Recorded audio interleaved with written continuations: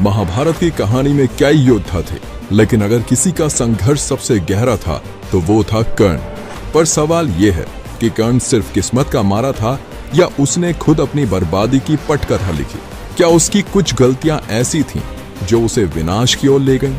कर्ण का जन्म वरदान या श्राप? कर्ण का जन्म हुआ सूर्यदेव और कुंती के पुत्र के रूप में, लेकिन दुनिया के सामने ये रिश्ता लाने का मतलब था लोक लाज का डर, और इसी डर में कुंती ने अपने बेटे को त्याग दिया। नदी में बहती टोकरी में एक मासूम बच्चा था जिसे पता नहीं था कि उसका गुनाह क्या था। पर सोचिए, अगर कुंती ने उसे नहीं छोड़ा होता तो क्या उसकी जिंदगी अलग होती? कर्ण को जन्म से ही सूर्यदेव का कवच और कुंडल मिले थे, एक ऐसा वरदान जिसने उसे अजय बना दिया, लेकिन साथ ही एक अभिशाप भी कि वह अपने असली माता पिता को कभी नहीं जान पाएगा। अब सवाल ये उठता है, क्या ये सिर्फ भाग्य था या उसी कहानी की शुरुआत जिसे खुद कर्ण ने और उलझा दिया? गुरु परशुराम का श्राप, एक झूठ जिसने सब कुछ बदल दिया। कर्ण एक महान धनुर्धर बनना चाहता था, लेकिन समस्या थी वह क्षत्रिय नहीं था। पर इस दुनिया में सपने पूरे करने के लिए कभी कभी झूठ का सहारा लेना पड़ता है, और कर्ण ने भी यही किया। उसने खुद को ब्राह्मण बताकर गुरु परशुराम से शिक्षा ली, लेकिन झूठ ज्यादा समय तक नहीं छिपता।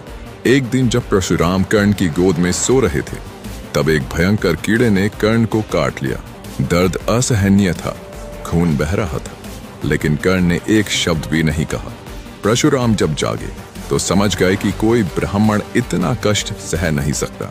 और फिर आया सबसे बड़ा अभिशाप, जब तुम्हें अपने शस्त्र की सबसे ज्यादा जरूरत होगी तब तुम सब कुछ भूल जाओगे। सोचिए, क्या कर्ण को झूठ नहीं बोलना चाहिए था? अगर उसने सच कहा होता तो क्या उसकी किस्मत बदल सकती थी?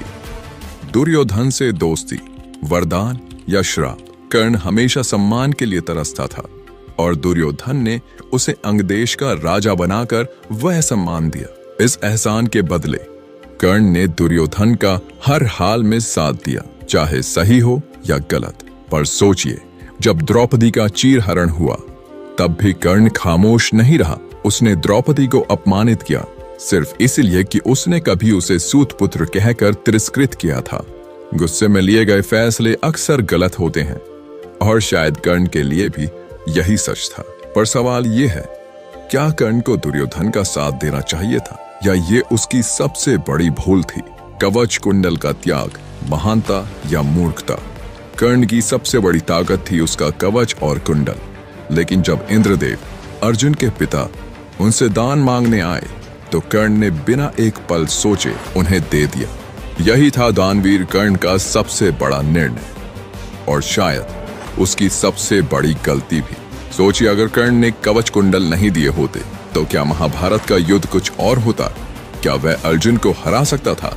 कर्ण की मौत, नियति या इंसाफ? महाभारत के युद्ध में कर्ण और अर्जुन आमने सामने थे, और तभी कर्ण का रथ कीचड़ में धंस गया।